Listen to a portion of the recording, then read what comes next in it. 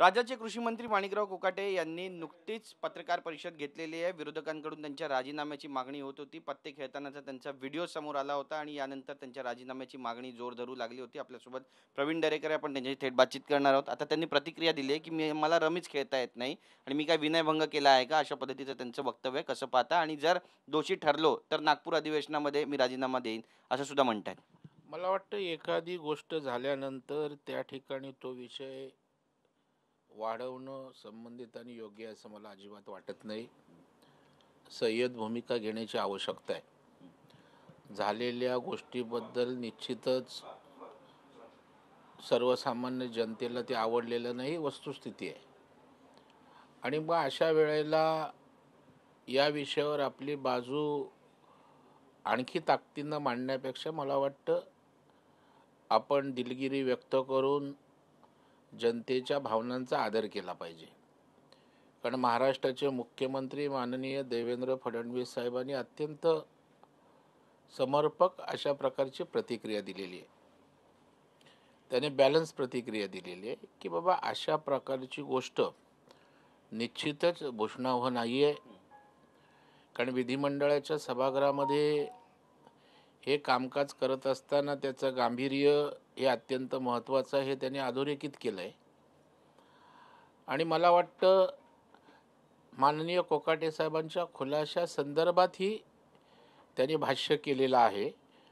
परंतु जर आपली एखादी गोष्ट कृत्य असं झालं असेल तर मला वाटतं तो फार प्रतिष्ठेचा विषय न करता तो विषय संपवला पाहिजे. त्याचं तुष्टीकरण करण्याची काही आवश्यकता मला अजिबात वाटत नाही.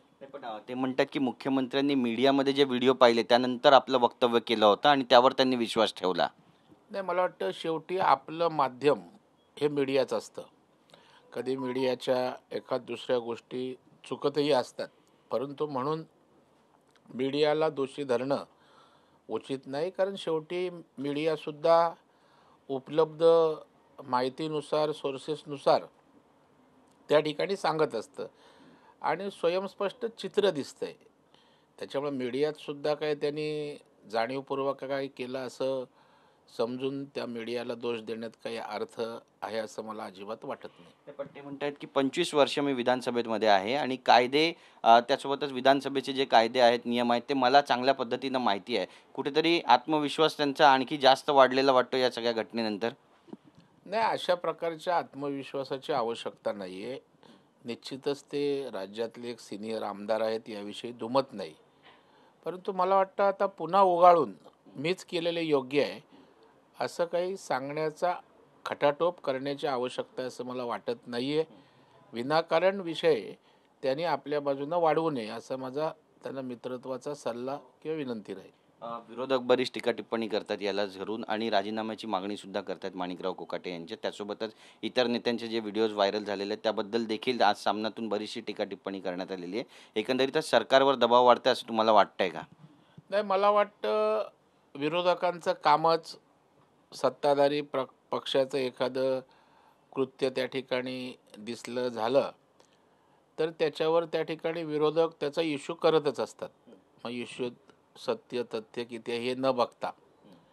परंतु या ठिकाणी एक गोष्ट खरी आहे की आपणच विरोधकांना त्या ठिकाणी हत्यार देतो आणि त्याचा वापर त्या ठिकाणी केला जातो. आता सामना काही सत्ताधारी पक्षाच्या मंत्र्याविषयी चांगलं लिहायचं काही कारण नाही. आणि त्याच्यामुळे मला वाटतं झालेला प्रकार भूषणावह नाही हे मान्य करून मला वाटतं हा विषय संपवायला हवा. नक्कीच माणिकराव कोकाटे असं पण म्हणतायत, की जे विरोधक आहेत किंवा ज्यांनी हा खटाटोप केलेला आहे किंवा व्हिडिओ काढलेला आहे त्यांना मी कोर्टामध्ये खेचणार आहे, ज्यांनी माझी बदनामी केली. आणि त्यासोबतच विधानसभा अध्यक्षांना सुद्धा ते विनंती करणार आहे, की या संपूर्ण प्रकरणाची चौकशी करावी आणि चौकशी अंती जर ते दोषी सापडले तर नागपूर अधिवेशनामध्ये राजीनामा देतील असंही म्हणतात. मला वाटतं की अशा प्रकारच्या चौकशी संदर्भात माननीय मुख्यमंत्र्यांनीच त्या ठिकाणी सभागृहामध्ये अध्यक्षांना विनंती केलेली आहे आणि त्याच्यामुळे चौकशी तर होणारच आहे. आणि चौकशी अंती यातलं सत्य काय आहे हे निश्चितच त्या ठिकाणी बाहेर येईल. या ठिकाणी मला वाटतं की आता हा विषय या ठिकाणी आणखी ताणून त्या ठिकाणी काही उपयोग आहे असं मला वाटत त्या ठिकाणी नाही. आणि प्रत्येकाला आपल्यावर जर खोटा आरोप झाला तर न्याय मागण्याचा अधिकार आहे, अब्रू नुकसानीचा दावा टाकण्याचा अधिकार आहे. आणि म्हणून कोकाटे साहेबांना वाटते की याच्यामध्ये काही चुकीचं केलेलं नाही, तर निश्चितपणे ते न्याय मागू शकतात, ते अब्रू नुकसानीचा दावाही त्या ठिकाणी टाकू शकतात. धन्यवाद आमच्याशी बातचीत केल्याबद्दल. कॅमेरा पर्सन योगेश ग्रोवसह गिरीश गायकवाड.